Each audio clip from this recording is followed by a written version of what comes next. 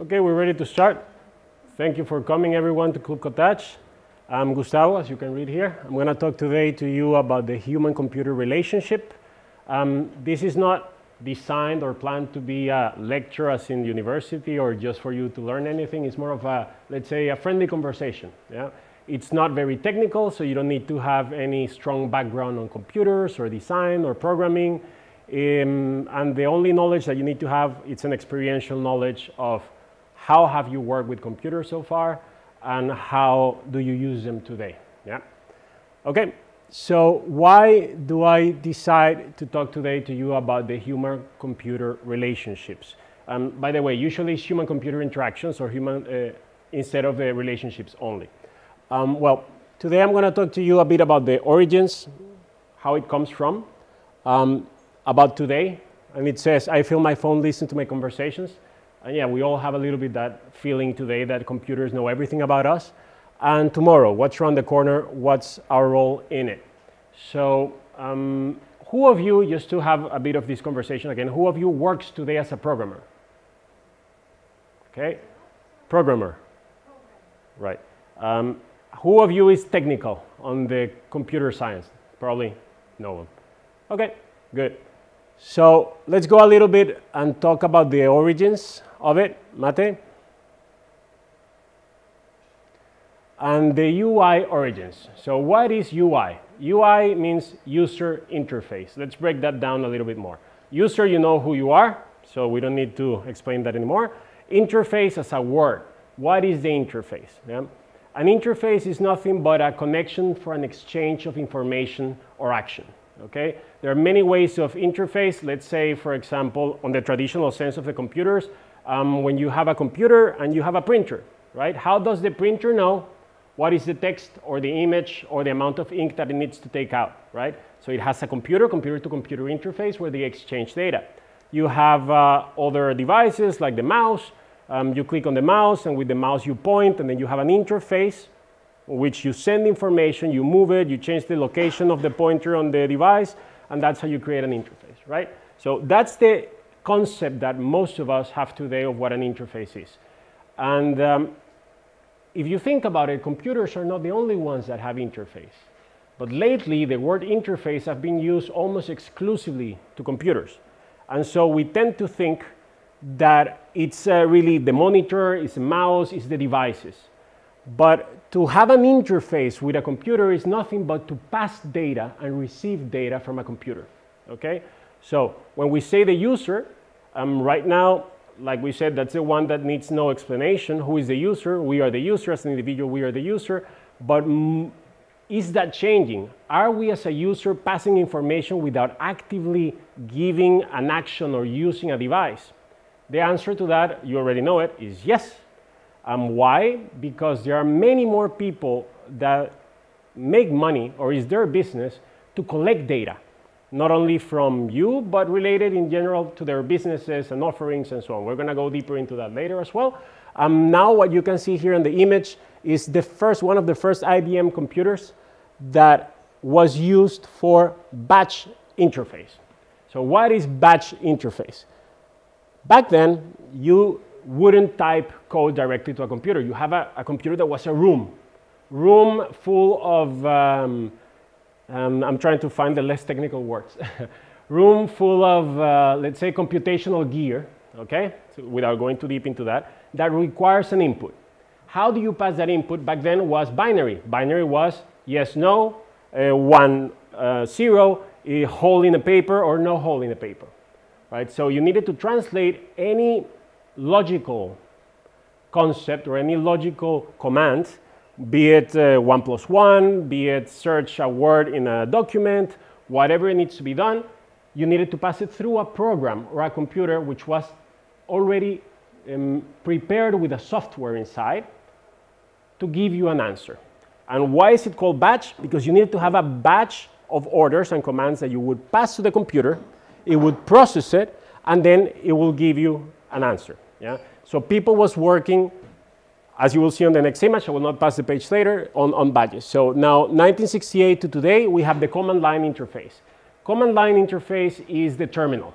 If you don't know the terminal, it was That's what we had on a computer before Windows came. Remember that black screen with a cursor, doom, doom, doom, doom. So the difference or the improvement from batch to command line is that you didn't need anymore to put all of these these papers with holes in it, but these papers in holes in it will already be saved as bits inside of a computer that through text and through the command line you could pass them to the processor so that it would give you an answer. And then we move forward into the graphic user interface, which is then instead of you having to say literally, open this file or this folder and then do this, that, you intuitively go with one of the pointer devices or one of the many other devices that were used to translate your desire or the action that you wanted to do to the computer. So, Mati, can you pass the next one, please? Thanks. So here you can see behind me, I will talk about it later, but just to have it as a better background than text.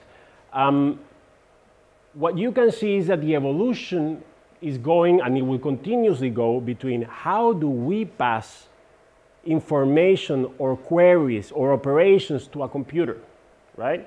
Let's not talk about if it's ready, the computer, to process our software, because right now we're talking exclusively about the interface. The interface is how do we communicate, pass information, pass data to a computer.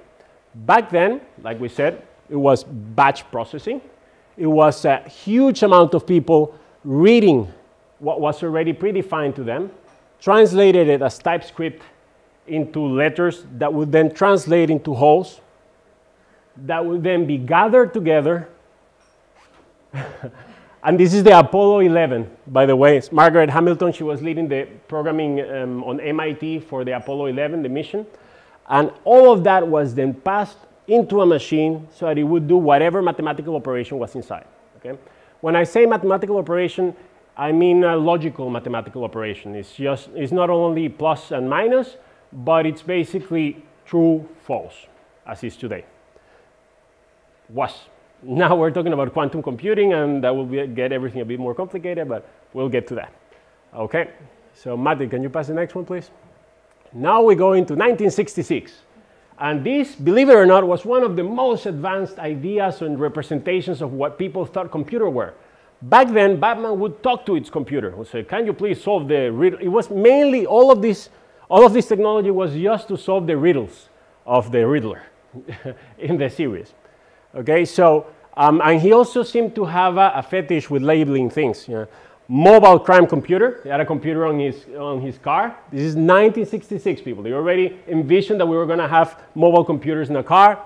The US and Canada crime computer, so specified just for certain things. What you see here, though, is that the UI or the user interface is horrible. How could you here, you needed to learn and you needed to do a lot of courses so that you can know how to manipulate these machines. That's why back then what they did is, no, let's just make Batman talk to the machine through a microphone, and then the machine will be smart enough to know exactly what it will do. Oh well, we needed decades to come to that, and we're still not exactly there. I'm sure you already talked to Siri, and you have many more expectations from her than what she delivered so far. Right? Okay, Mate, next please. Let's go back a little bit without here. Let's just stay then here a little bit. So we're talking about, can you even go back to the batch one? We're talking about having hundreds of people translating something and putting the information inside so that the computer can solve one thing. Why? Because back then it was very costly to have a processor. Back then, a processor means anything, a set of software that will process whatever information you put, and process it means pass it through a series of algorithms that will then deliver an output. That output could be an error, that output could be an image, an answer, whatever you want. So we see a lot of delegation going on back then. So the engineers or the scientists, they were not the ones typing directly to the computer, right? They were just creating the mathematical formulas, the engineering size, then they pass it to people, then the people will put that inside of the computer, and it will be a huge process. Nowadays, the way that we see it is one developer, one person is using systems and softwares that are already available to us, and they're coding directly and receiving immediately or almost immediately an answer to what they are coding. The ones that have more experience with development, even if they're not programmers, will know that we used to have something called compiler. I mean, it still exists, but many of the web development tools today, they give you what is called a hot reload, which is whatever change you do, it's immediately visible on the interface, on the UI. Go next again, Mate, to today. Next one, perfect. So let's talk, forget the text a little bit, let's talk a bit about this. Yeah? So what you see here is one of the original logos of the Mac OS X, which is the Apple operative system. And a lot of people did not understand what it meant originally, but if you see, this is a monitor, and this is the face of a person. So back then, when they went to the Palo Alto Xerox part, they discovered, next screen please, they discovered that the Xerox Alto was under development. The Xerox Alto was, as you can see, one of the computer prototypes that Xerox created to study graphical interfaces. The mouse was not invented there. The mouse comes from military development, as most of the technology that we have, including internet, was developed in ARPA together with AT&T. And anyways, back then they invited everyone who was in the computer history, back then big, like Bill Gates and Steve Jobs, to have a look at what they were doing. And they realized, like, look guys, you have been working with command line, it's very efficient, very whatever, it's really straightforward, but we could do so much more with computing than what we're doing today, right? So it was not so altruistic. In reality, it was business as it usually is. The computers were used mainly for the distribution of news, as it is today. You will see it from Facebook. Everybody is now just trying to get your attention, right? Back then, the newspapers, they needed, and they wanted, because the world was becoming a globalized market, they needed faster ways to get whatever the news or the articles were into the printing machines. And not only that, they needed to have it in distributed printing machines all around the place so they could pass that information. Yeah? And then they had to also be able to manipulate the images, because now you don't have a manual printer where you just do and replicate. You need to send that amount of information somewhere so that they can also crop it, change it, put something inside. And so back then, the market was pretty much a B2B market. Nobody was thinking of the single user at the time. The first ones to think of the single users were the people in Palo Alto, in the Xerox Park. And they did a lot of research. They still do today. And most of it is with kids. Why? Because the kids are the real scientists. When you are a baby, you're not to be left alone, let's say. And most of the times it's just because a baby, it's always trying to test things out. If you give him a paper, it will take that paper, it will test for its texture, it will test for how the flavor is. It's a chemistry lab inside of you. Then it will test how people, the value that it has monetary, if people wants to have it or not, it will take it to itself. So that's what kids are. They explore things, they reach out, they're much less constrained in the social norms and rules and business that we are.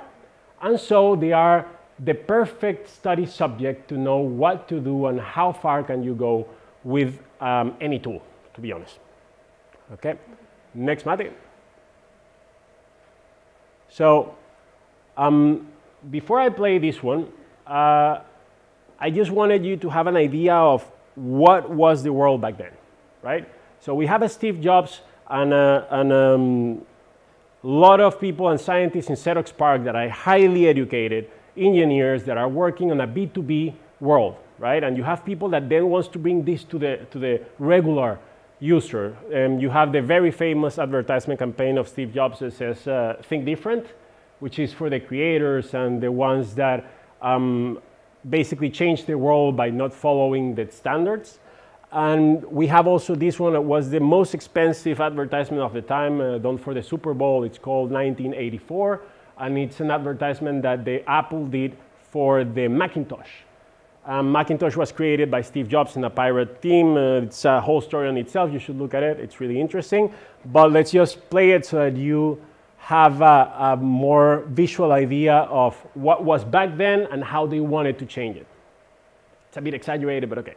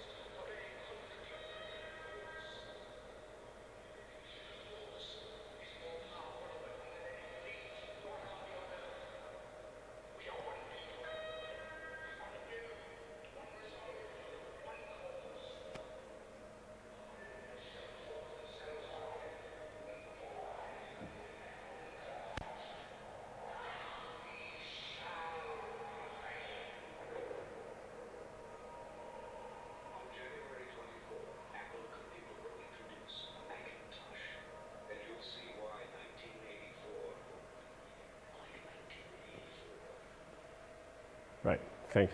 So, as you can see, very provocative back then. Nowadays, we could even do some similarities and some parallelisms to what we're having to in our new life. Why? Because back then, he was talking about the zombie land that you could see in IBM. Can you go back to the batch computing? There, right? So this is a nice picture, but in the 80s, what people would see if you would go to IBM was basically what you also see as a complaint in the Matrix movie. You know, everything regularized, everything green, people just coding in cubicles, no creativity, no space to think differently. Yeah? It was just code, code, code, make sure that we can, the numbers, the data, and so on and so forth. So he decided that it was the time, can you go back to where we were, Mate? He decided, or let's say business-wise, they decided that they needed to bring the computer to everyone so that they could be more creative and they could get along. So what was necessary back then? Back then, the same as today, the thing that was blocking most users from the power of computing was the huge gap in learning that was necessary to use the tools that were available, right? And there is where the graphic user interface became the thing that changed the world, right? Now you don't need to know the code and the command and the matrix and the numbers that you need to pass to a graphic interface so that it would change and apply filters and magnify and change colors and so on. You could just grab your mouse, click, click, click, crop it, then change the balance curve, make it a bit with higher tone on the lightnings and a bit deeper on the blacks. Then you could change the text to use Garamond, and it's a regular tool. It was meant for people to just what you see is what you get systems. Yeah? Okay, next one. So this was my first encounter to computers, right? This is the first time that I used a computer.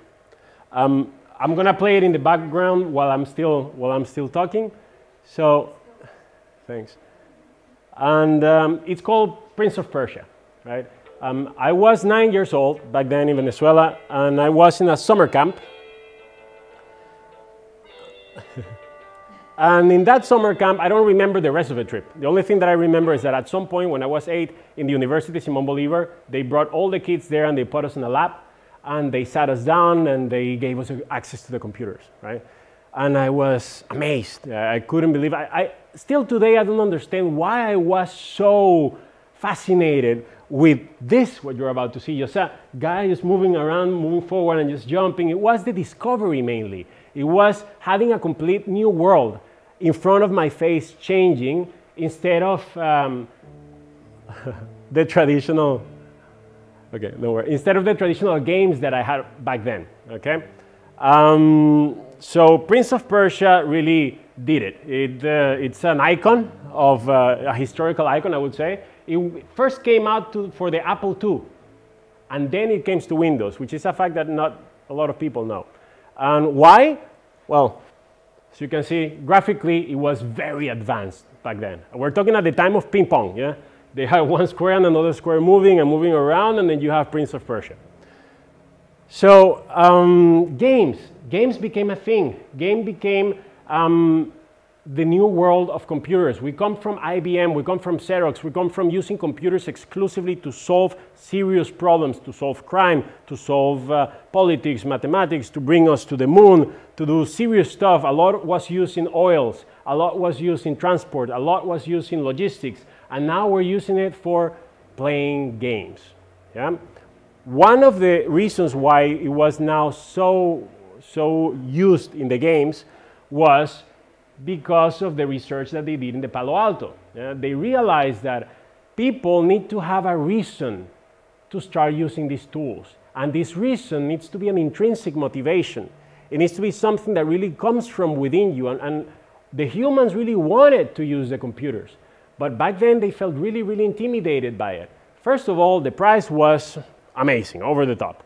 Second, if your company would give you access to a computer, and what would you do with it, right? It's not like we are constantly just having mathematical riddles in our head that we're just waiting just to put it down somewhere so that it will give us an answer, right? Well, in fact, we do, but we didn't know how to translate that for the computer. Yeah? So something was missing, and in the meantime, by the way, that what was missing is the search engine.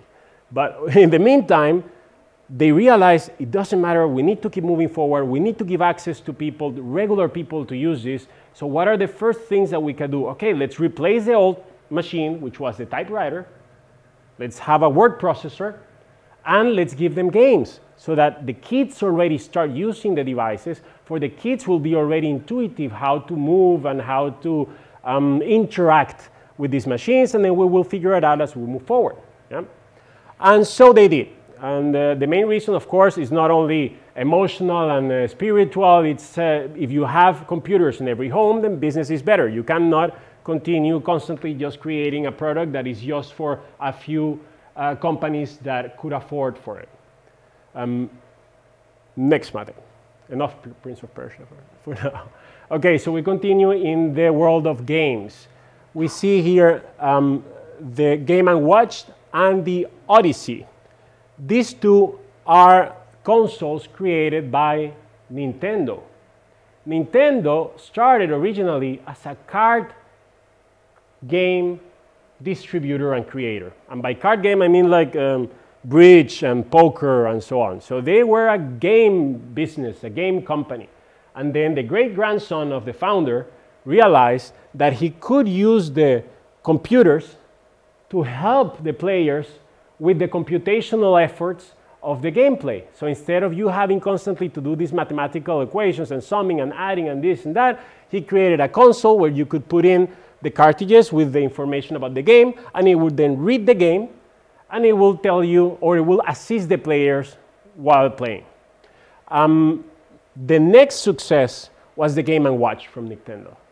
And this was really millions of these, I think 43 to be exact, millions were sold. And we're talking about 1976, 78 at the time. So I played with this in Venezuela. And I don't know if it was exactly this one, but it was a very cheap one that came from China. And I don't know how many of you also had the chance to play. And it was addictive as my iPhone today. And it's not complex, and I still was tick, tick, tick, tick, tick, tick. So that tells us a lot about ourselves. And this is something that I will start talking and mentioning right now, and then we will go at the end much deeper, which is the computer, it's our tool. It's our creation, right? The computer mirrors a lot what we think it's important, what we need, what satisfies us. For example, the computer, it's a tool like a knife, like a car, right? The computer didn't decide to go to the moon, the same as the rocket didn't decide to go to the moon. But we decided that we needed to go to the moon. If we did it or not, I know that some people have some conspiracy theories, and that's something different, but let's say we did, I believe we did. And it was because the desire that we had within us to do that. Now, the big question that I have is, where are we moving forward with computing? Because back then it was just a few people that had access to this computer power, and they decided for these amazing goals, like go to the moon and change the world the way that we see it. Now we have access to almost infinite amount of computing. And what are we doing with it? Yeah. And is it a bad thing? No, not necessarily. Right? Why? Because that way we interact with it, that way we learn how it works, that way it learns from us as well. So, next one, please. As we evolved, and something that I mentioned before, the computer had all the information and the access to the networks available, but it still needed to know from us the queries. Right? I don't know if you used for the first time any search engine. When was the first time that you used a search engine? What name? Can you just? Google. Google was the first one? Does anyone know Lycos? No. Alta Vista? Alta Vista, yeah. Okay. So I will also show you later a bit how it works and the concept of indexing and so on. But it's just to give you a very quick idea from where are we coming from. This is not far away, right? And back then, the search engines, again, I don't want to go too deep into what it is because I want to show you a video that explains it much better. But back then, the search engines were just meant to bring order into the chaos of information that was available. More than just bring order, to search even for that information. You had the internet, you had a lot of documents that were in universities, that were in institutions, that were in government departments, not so many documents from personal people, but you had, for example, the first competition or the first business, let's say, that was brought down by internet was the Yellow Pages, right? We used the Yellow Pages before to find basically anything. If you wanted to go somewhere, like I remember myself having a few of those at home. And this is what came, in fact, there was a book that was the Yellow Pages of the internet, where you could look inside of that book, the web pages by categories. That was before Google. Yeah? Okay, so now play a video so that you have from Google itself a bit of an explanation of how it works, and then we will talk about it together.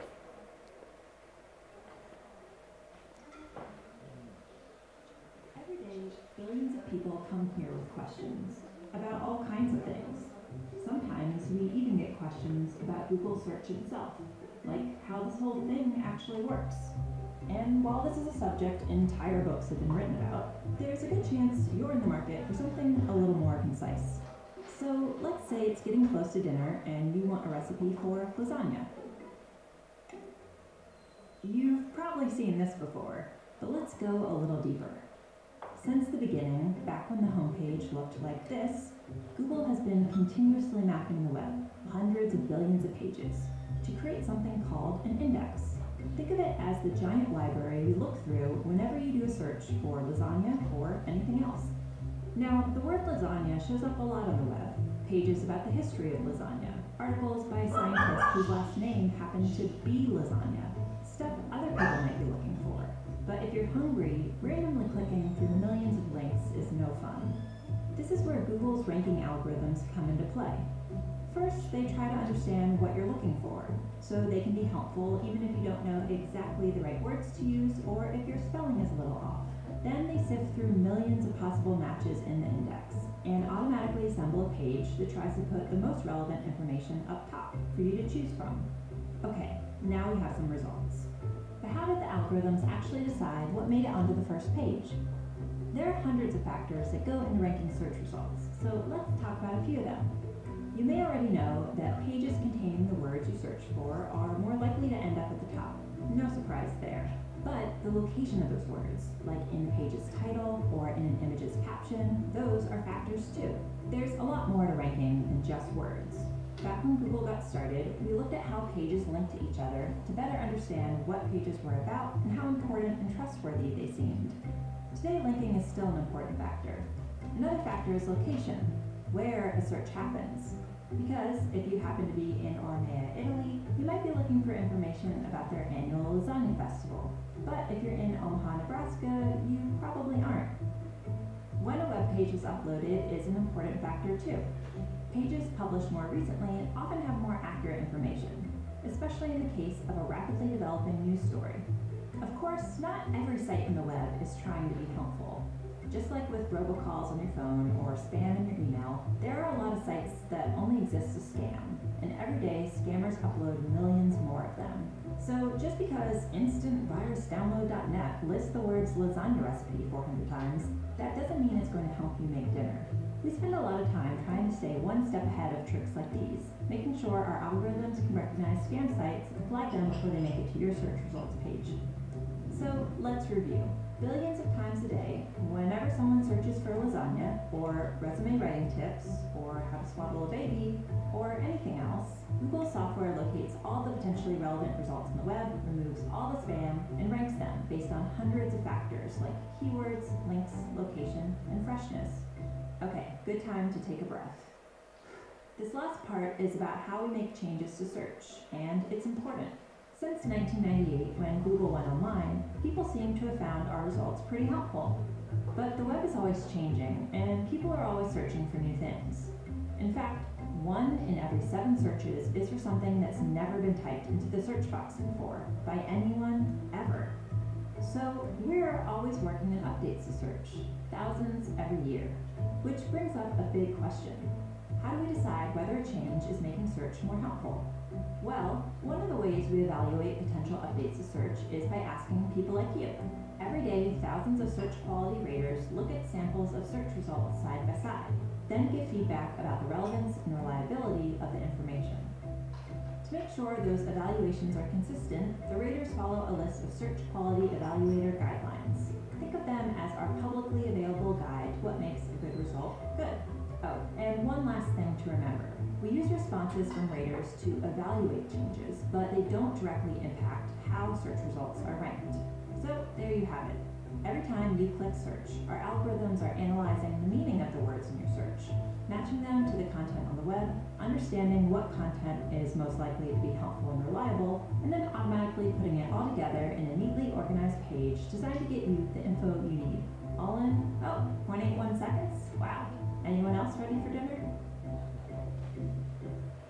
Interested in learning more? We've got a whole website dedicated to how search works. Okay, so that's Google's explanation of how they index things online.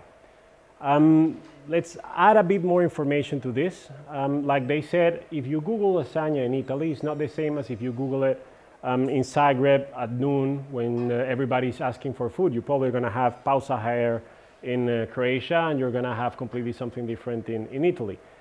So again, we're talking about the user interface. Is the same the user interface that the person in Italy is using as the one that the person in the US is using? In a way, the immediate answer is yes, it's the same UI, right? But the real answer is no, it's not the same. Why?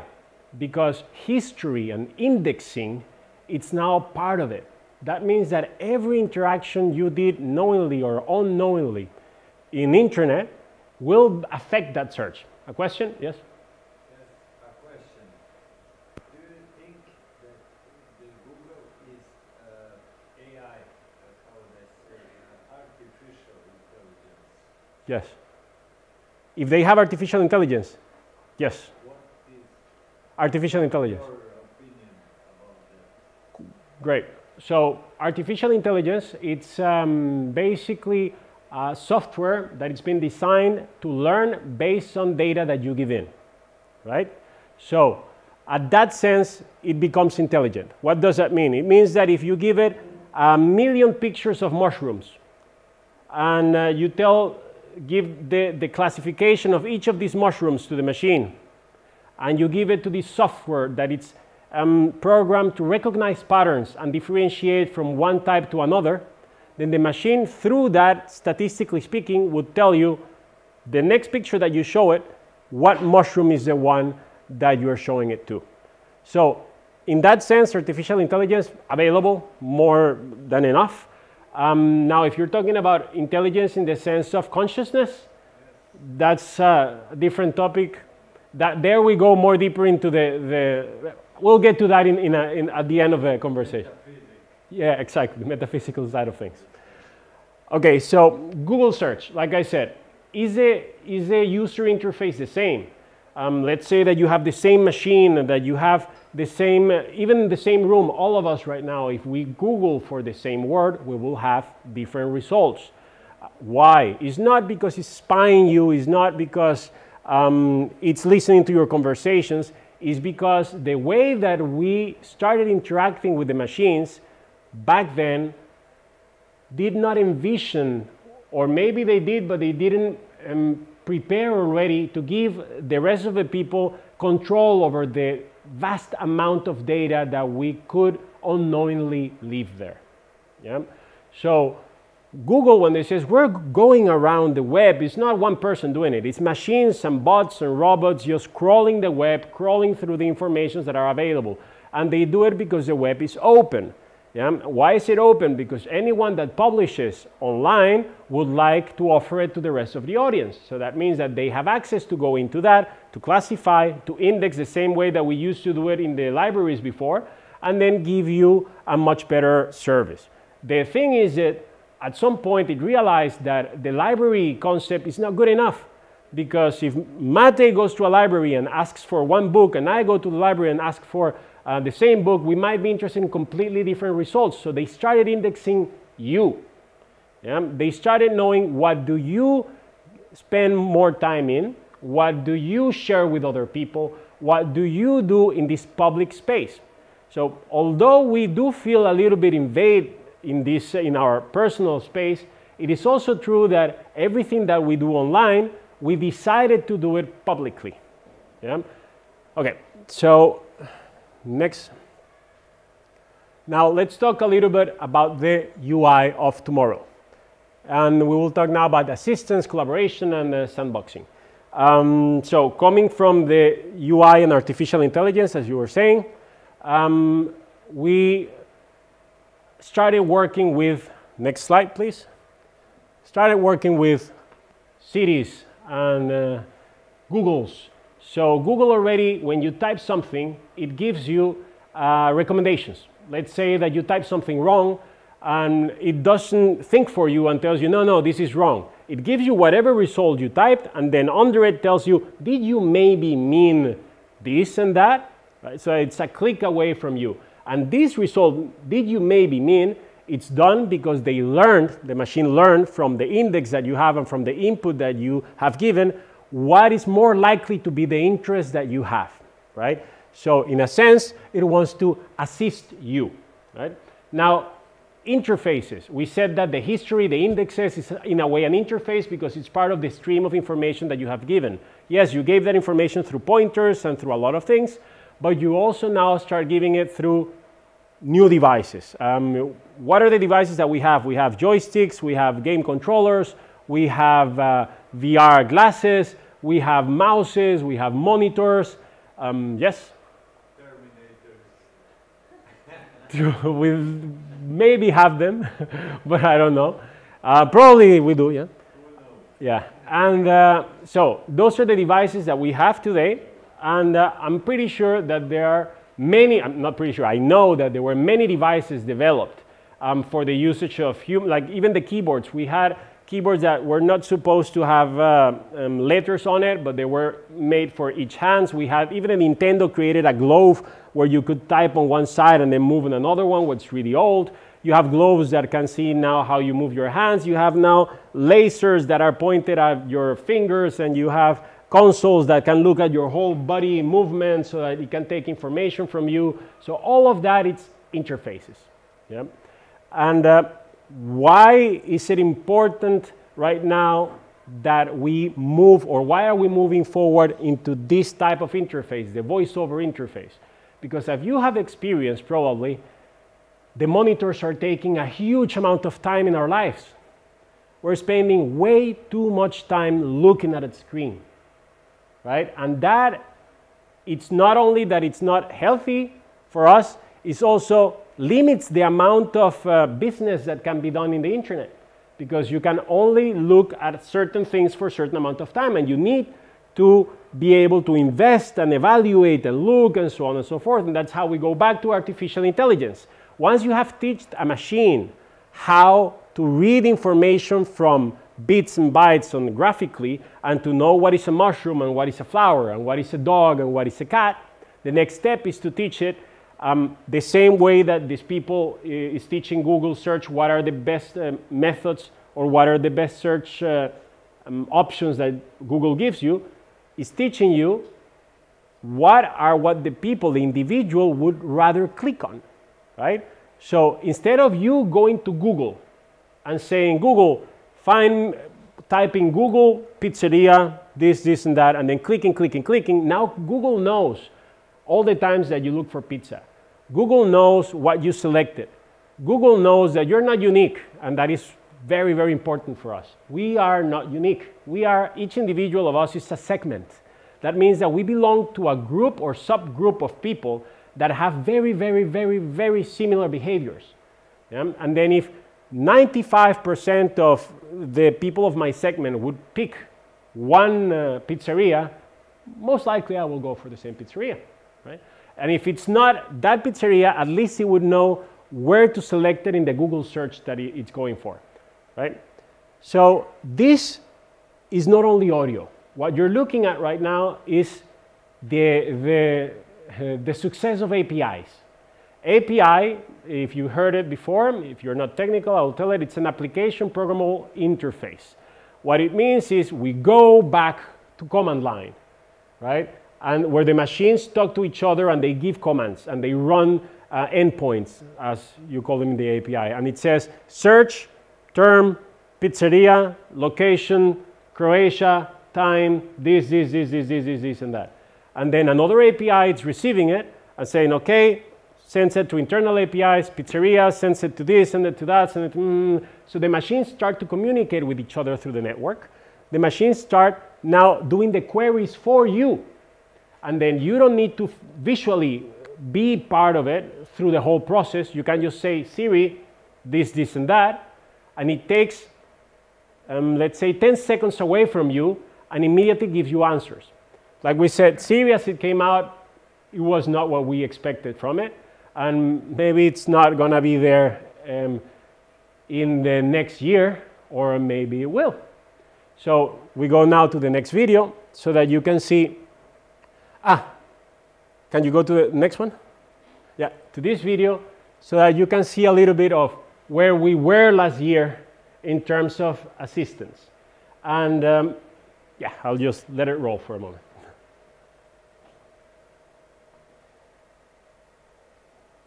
We're proud to the assistant.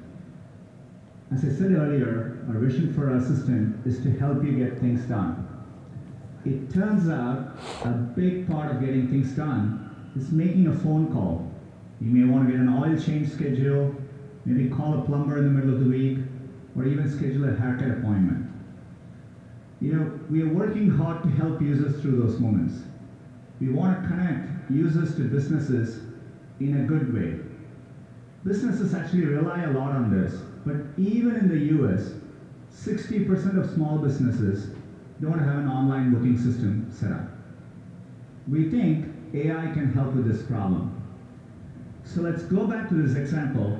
Let's say you want to ask Google to make you a haircut appointment on Tuesday between 10 and noon. What happens is the Google Assistant makes the call seamlessly in the background for you. So what you're going to hear is the Google Assistant actually calling a real salon to schedule the appointment for you. Let's listen.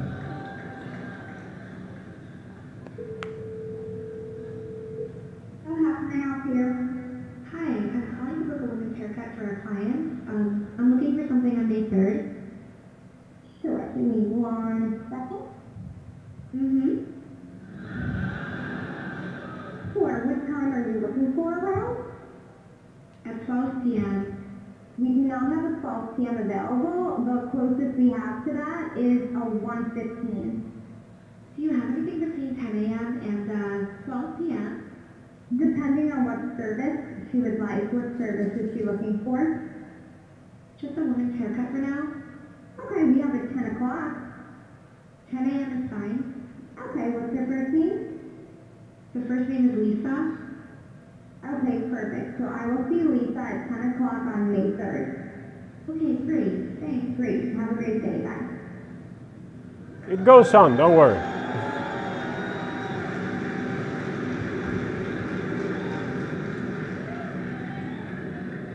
That was a real call you just heard.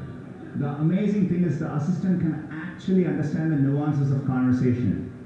We've been working on this technology for many years.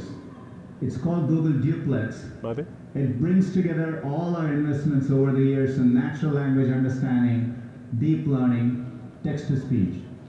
By the way, when we are done, the assistant can give you a confirmation notification saying your appointment has been taken care of. Let me give you another example. Let's say you want to call a restaurant, but maybe it's a small restaurant which is not easily available to book online. The call actually goes a bit differently than expected. So take a listen.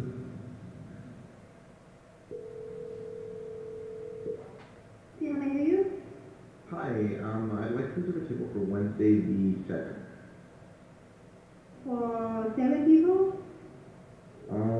It's for 4 people. 4 people? When? Next Wednesday at 6 p.m. Oh, actually we reserve for like after like the 5 people. For people you can come. How long is the wait usually to be seated? For when tomorrow or weekday or? For next Wednesday, the 7th. Oh no, it's not too busy. You can come for 4 people, okay? Oh, I gotcha. Thanks.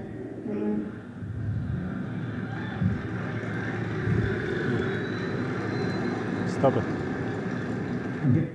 Okay, so that exists already, guys, okay? That's out, and we are playing with that level of AI right now to recognize audio, to recognize graphics, to teach any kind of things that you can imagine. It all comes down to pattern recognition. And if you think about it, we don't do anything else. What we do as well is we recognize patterns, we save that in our index of how things react or what are the results of special actions, and that's how we create the index in our brain that allow us to interact in the interface that we have today. So the future of UI, can you go back once, Mate? Yeah, here. So talking about interfaces and user interfaces, now we have the wearables. We have the Apple Watches and Fitbits and whatnot. Most of these devices now know your heartbeat every second of the day. Some of them just have an average of it, but some, like the latest Apple, tracks every heartbeat that you have and has it indexed to a time. That means that what Facebook has been trying to do recently, when you can give your input through the interface and you give your emotion where you say I'm laughing or I love it or I like it or I disagree with it, now you don't even need to give it. You just need to scroll and your heart, your EKG data will immediately inform how you react to whatever is in front of you. Okay, so imagine as of today, Google was very accurate at delivering to us what it thought we would be interested in. Now that it has access to the way that you react, your body reacts unconsciously, imagine how far we'll be able to get. Some people is like, yeah, some people will be like, whoa, right? It's a lot of information, it's too much. Now, on the other hand, and going back to the question, it's learning, the machines are learning, the machines are tools.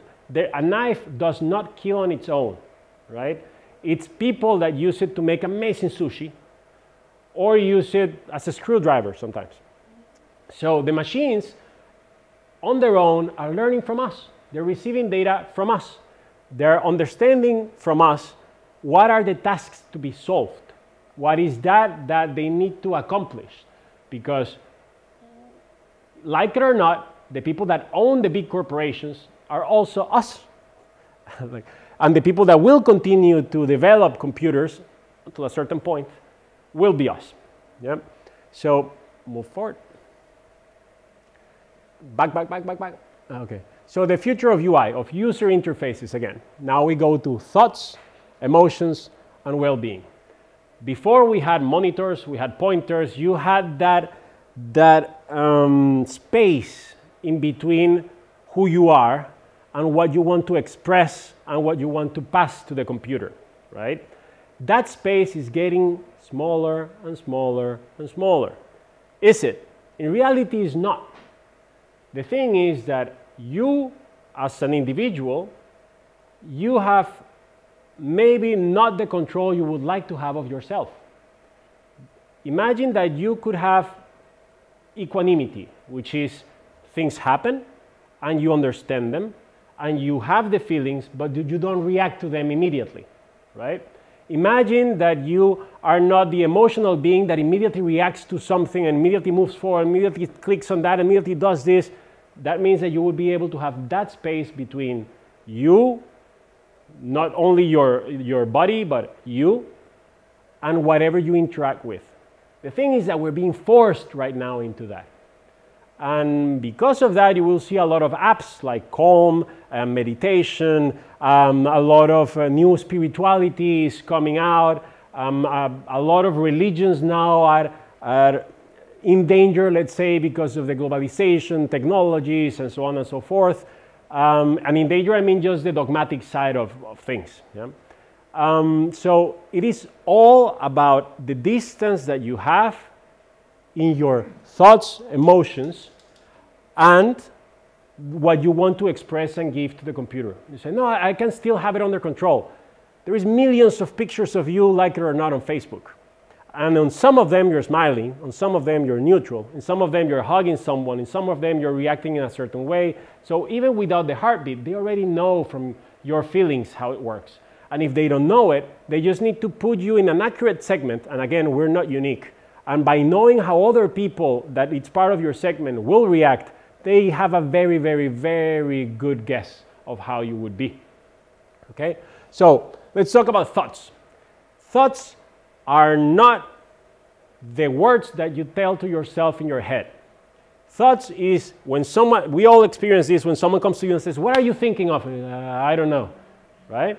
Because you cannot put it into words. The moment that you put it into words, is you already processing that and then expressing it, okay? Then we go into emotions. How do you feel? If you cannot put it into words, that doesn't mean that you don't have the emotions. Now, the question is, before, is how do we track what all the machine, or let's say in the future of the developers, designers, UI, UX, and so on, is not so much to know and to give you the best way to click. That's gone, that's past. We're still living on that, but okay, it's not where the investment of the new technology and nuance is coming. What it's coming is how do we get the thoughts and the emotions of the people? And we have new devices that you can put in your head, and then through that you can move machines. And you don't move it by saying forward, forward, forward, forward, forward. You move it by thinking that the machine will move forward. I've played already with one of those. It's amazing. It really requires your focus so that it works. This was used 10 years ago already in the UK to replace the machinery of construction. Instead of being used with the old grips and machines, they tried out with these helmets and they gave it to the regular workers 50-50 just to see if they could do this heavy work of moving tons with it or not. Results were amazing. Yeah, Gustavo, and if it was so amazing, why don't we have it yet? Well, because those superpowers are kind of dangerous.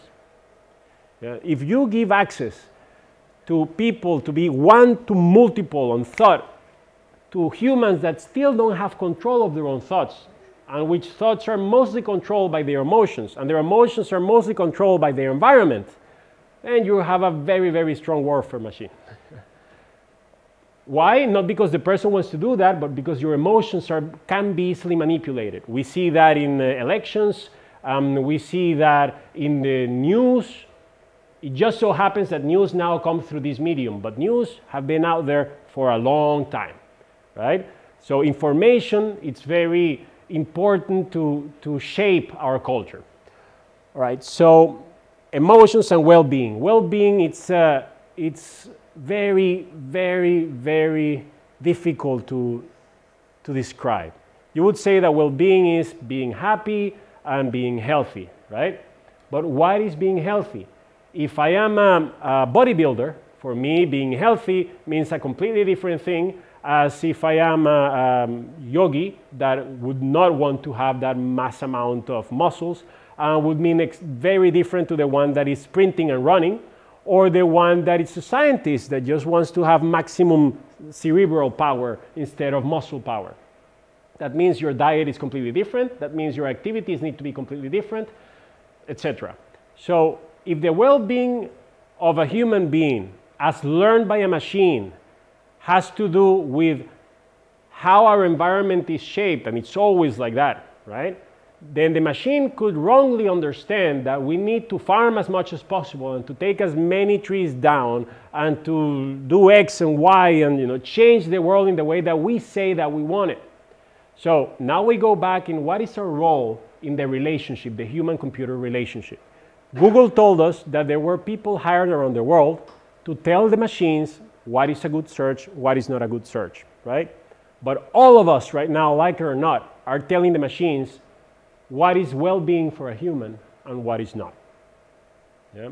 And one of the reasons why most of these companies are investing in the wearables is just so that they can prove that they can trust the humanity. Yeah? That they can prove that those feelings that you have could be tracked, even if you logically do not decide to express it. Yeah? Now, we're far, far away from that still, because there is a lot of political bias, there is a lot of privacy going on, and this is going to be, like, the first parts that are going to be restructured probably are going to be the politics around the world. We already have technology that can go, and I know someone, in fact, in Estonia, who is using AI to solve cases and to help people find the right solutions, etc., etc. But think about it. If we have legal code, it's a code, and you have all of that publicly in a register, right? A machine could very easily already decide how to do the changes, what is working, what is not working, what to decide. It's just humans are not ready to give that power yet. Yeah?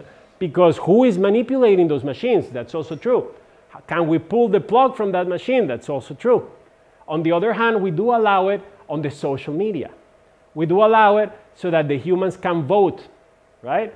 So there is really a very social question in how to use artificial intelligence and how not to use it. The good news is, like we showed in the beginning, the computer scientists realized that for anyone to be able to have access to technology, they need to make it easy. What you see is what you get. So what you will be seeing very soon, the next 5 years, is interfaces that will allow you to directly teach machines. The same way that you go out and you pick pictures and so on and so forth, you will now be able to tell the machine, I want to learn about this, and that. So let's learn together. And then is when we talk again about the human-computer collaboration.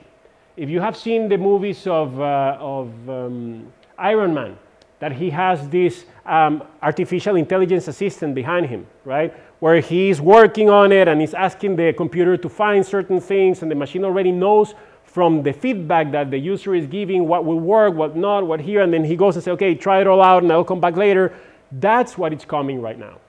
And it's that ability through APIs as well, in a way, to communicate with learners, to teach a machine how to work out. And that's nothing new for us. The sad side is that we have, for example, it's nothing new for us. What does that mean? That means most of us will have or had kids. And that's a learner, right? And you need to teach that learner a lot of stuff. You need to learn how to read and how to write, and you need to learn languages, and I'm going to send you to a school because I could teach you, maybe yes, maybe no, we don't know. So that's happening as well with the machines. Machines are learning, and we like to delegate.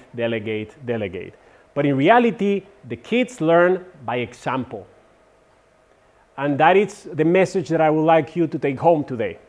And it's, we are in front of a technology that really has spread in every market that we have, from games to weapons to planting trees to farming, food, delivery, like politics, everything. And it's learning from us about this, right? So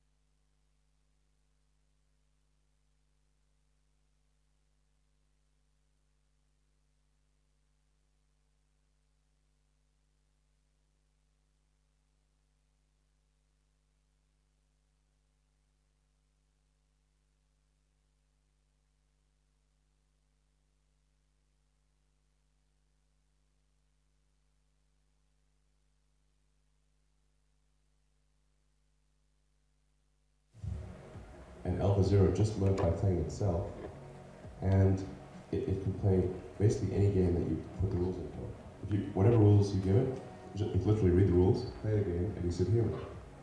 To find a life-saving drug, the choices must be far more precise, and the options are almost infinite. Supercomputers could take thousands of years. But quantum computers play a different game. This one looks like a death ray because it uses several cooling stages to reach temperatures colder than outer space. The colder, the better, because when atoms are kept still, their quantum effects become more clear. This is an oxygen molecule, two oxygen atoms sharing an electron. The electron doesn't sit between the atoms, it exists around both of them at the same time. This is called superposition, and it holds molecules together. Without it, your body would fall apart. The particles at the center of quantum computers can also be in two positions at once. While classical computers use bits, ones and zeros, qubits can be 1 and 0 at the same time. Observing a qubit makes it collapse into a position. No one knows why this happens. If you can figure it out, there's a Nobel Prize for it. Flip a coin enough times and the probability of heads and tails will become clear. In the same way, repeatedly measuring a qubit will uncover the probability that it's in a particular position. Nature is also quantum. Our brains and the drugs we're searching for work in probabilities, so they can only be accurately simulated on quantum computers. Another spooky skill of particles is entanglement. Two separate particles can be connected so that changing one of them will immediately change the other. There's no physical connection. They can be at opposite ends of the galaxy. If we entangle two qubits, they can be in a superposition of 4 basic states: 1, 1, 0, 0, 1, 0, and 0, 1. Each time we add a new qubit, we double the total number of states. To double the power of today's fastest supercomputer, we would need to double its size. But for a quantum computer, it's just another small qubit. With 300 entangled qubits, the number of possible positions is greater than the number of atoms in the known universe. That's how many bits a classical computer would need to compete. Quantum computers will accelerate drug discovery by accurately modeling chemical reactions, which is impossible with classical computers. Many of the ailments we call diseases could be thought of as symptoms of the most powerful disease of all, aging. And in fact, in some species, death rates actually go down with age. So instead of getting sicker and sicker as you get older, you get healthier and healthier.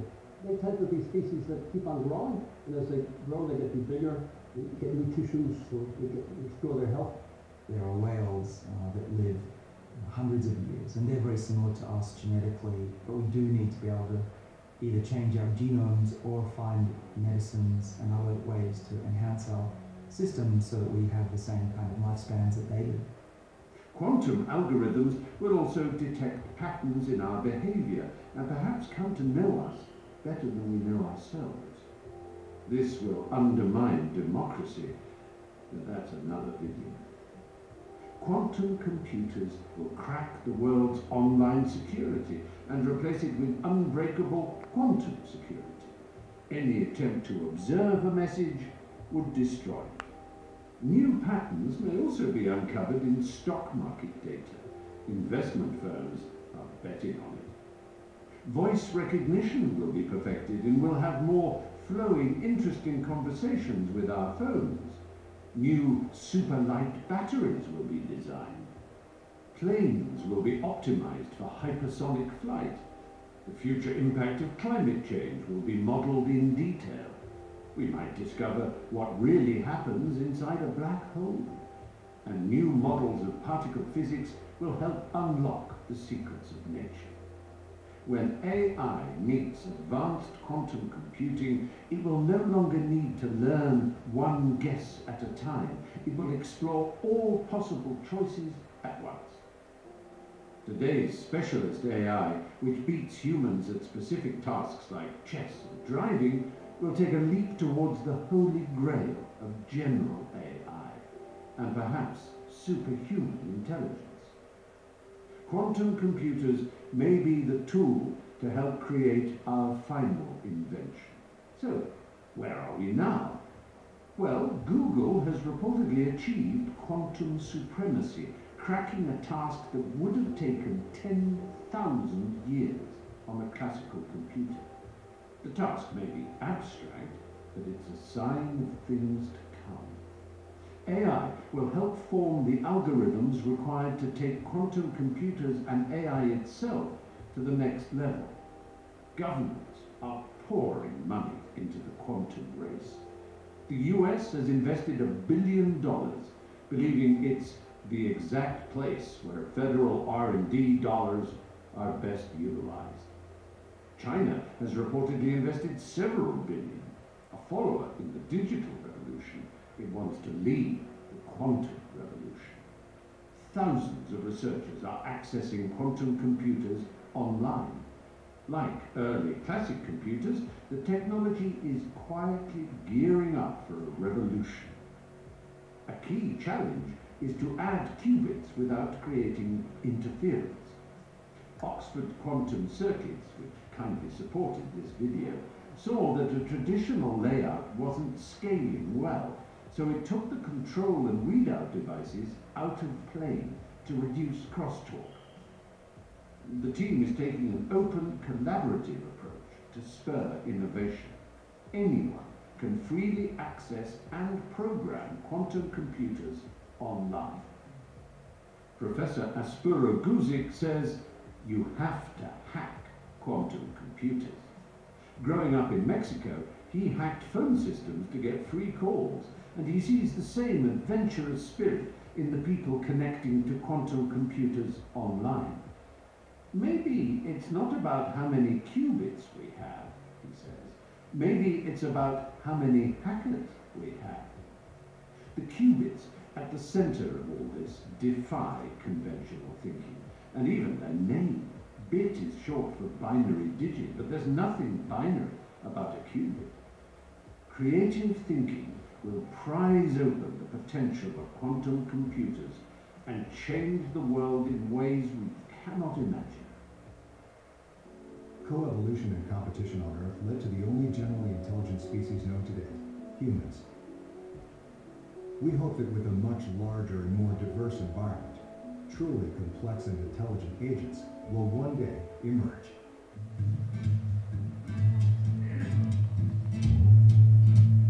Take this one up. I will share the link of this one. Just keep it quiet. You can see it in the background. And then you can see how this one evolved generation by generation into actually moving forward. Okay? So about that last movie that we saw, most of the predictions that they said, just ignore them. Okay? Why? You remember at the beginning when we saw all of these black and white pictures and all of these people working in IBM and so on? Trust me, none of them thought of Facebook and Instagrams and so on. So that is exactly where we are today. We are today, imagine yourself in the 1950s with no clue of what it's really coming or it's being cooked in the labs, in the big companies, Intels and Googles and Apples. And we are now using our typing machines and our regular cars, and this is what's coming ahead. Okay? So the big difference though is that the power or we are already in a very globalized world. And back then we were just entering into it. Yeah? So although they do say it's going to be used for this, it's going to be used for this, it's going to be used for that, in reality it's open for us to decide how are we going to move forward with the technology. And what are the real tasks that we want to be solving with it, individually and as a species. A lot of people say, yeah, we solved hunger, we don't need it anymore. Yeah, but we still have a lot of social political issues that cannot be just ignored immediately.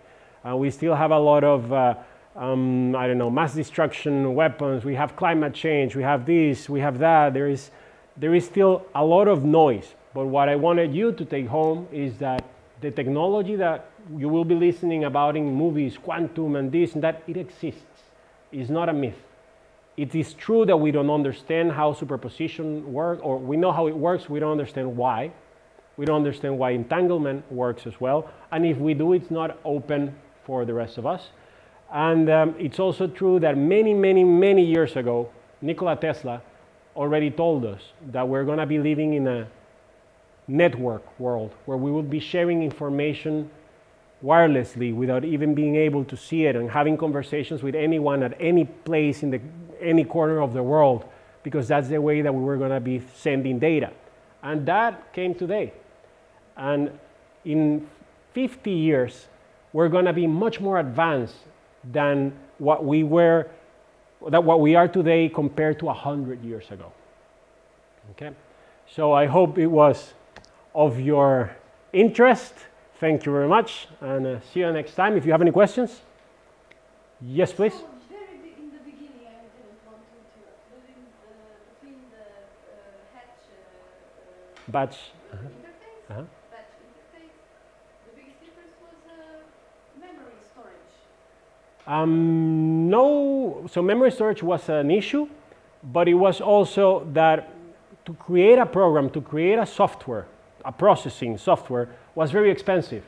So they created software for specific things, let's say like the Apollo trip. And so passing in the information needed to be as costly efficient as possible, which was punching cards. So creating a machine or a software that would translate that is a task on itself. Yeah, but maybe I said it wrong, because I think I understood right the whole history, but I wanted just to be clear that, how to say, not memory, but like what was missing before batch interface came, because everything had to always be done from scratch, from zero. So what was missing, let's say, was the word processor. That is what was missing. This processor has not a memory, but it keeps this amount of information to be able to then process in the same. It's not the memory, it was the processor itself. Okay. So the memory was available and you could save things there, even a text. What you couldn't do is parse a text. And by parse, I mean what the people was doing. They were having a text and they were parsing, punching zeros and ones. Like encrypt, Translating, parsing. Yeah, okay, now I understand. That is what you have hundreds of people just doing before. And now you have hundreds of people telling machines, you know, what is good, what is not, and so on. Then the big difference was that, yeah, these processors knew or were, programmed, we programmed them, people, Correct. to have this logical thinking. Correct. For this specific Task. Correct. And there's only like few machines for this, and Exactly, exactly. So yeah, I call it memory, but it's not memory, it's somewhere where you keep this, say, logical process. Exactly. Okay. Cool. Any other question? There's like a fine line in between how AI and quantum is. We don't know what is going to happen in the future. Correct. And what about like ethics and moral? Okay. How are they taking care of these?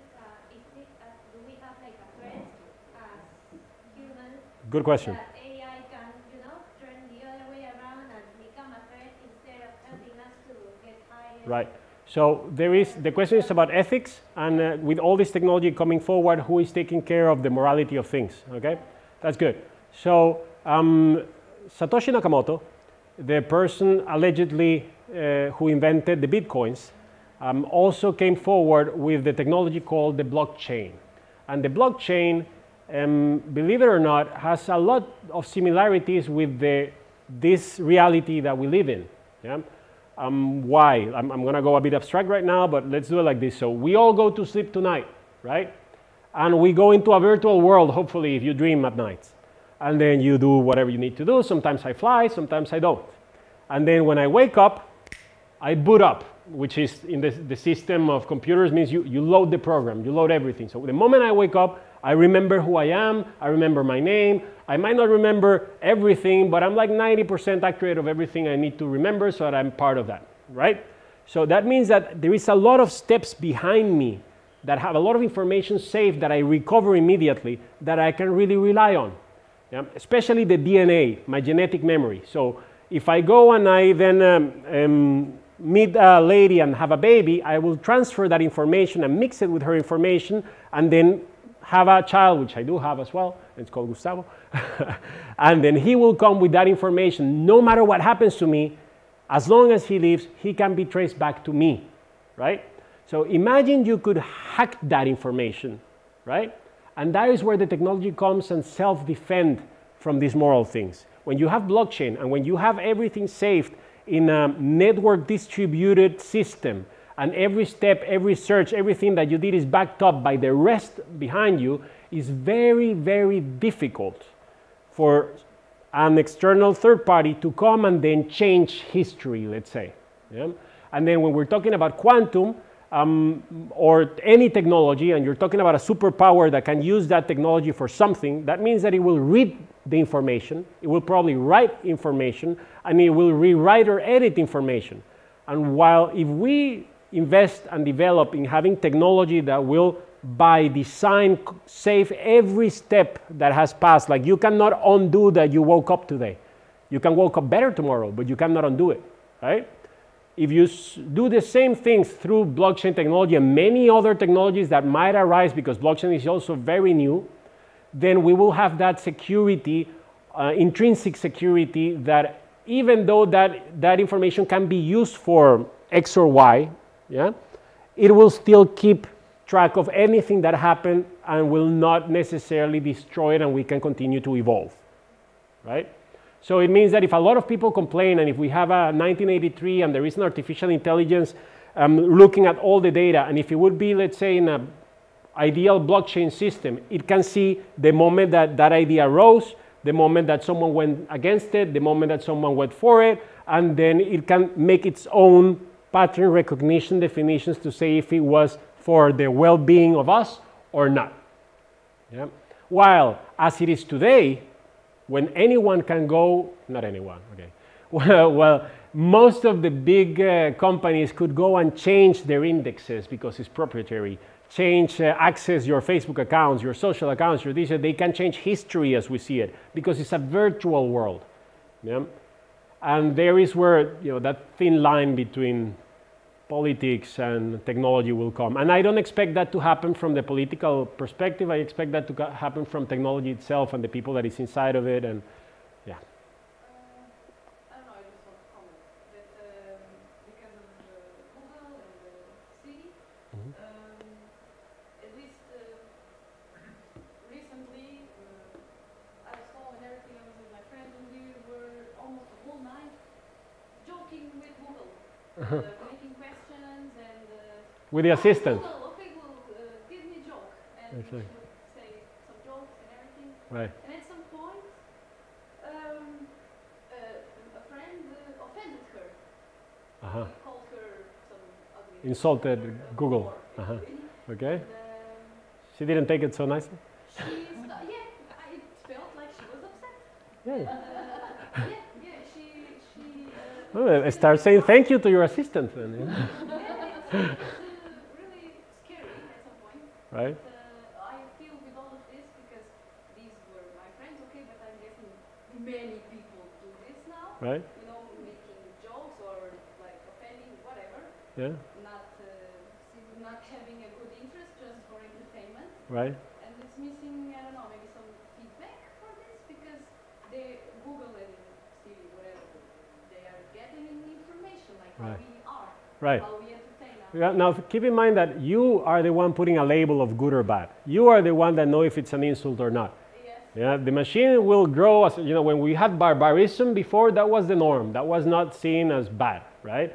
So we kind of give just, I don't know, okay. So if you start insulting your friends all the time, and we do, as a matter of fact, like even in Venezuela, we constantly call our friends, each other, like closest friends by insults, right? Yes. Then what I expect a good machine after it learn, like a machine like L337, which is the first sassy bot in Star Wars that was awoke. That was really like, I recommend you to see it. It has the best lines ever. And that robot was awake, and it was really like making jokes back to the tripulation of Star Wars. It was like, you know, are you done flirting? Is one of the most famous lines of that robot. Yeah. So imagine for a robot to understand that you're flirting first, and then that it's a good moment for a joke. Yeah.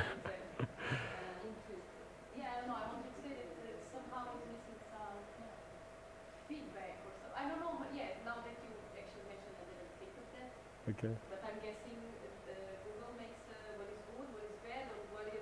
We can take that out if you want. If anyone else has any other questions or comments, or if not, then thank you for coming.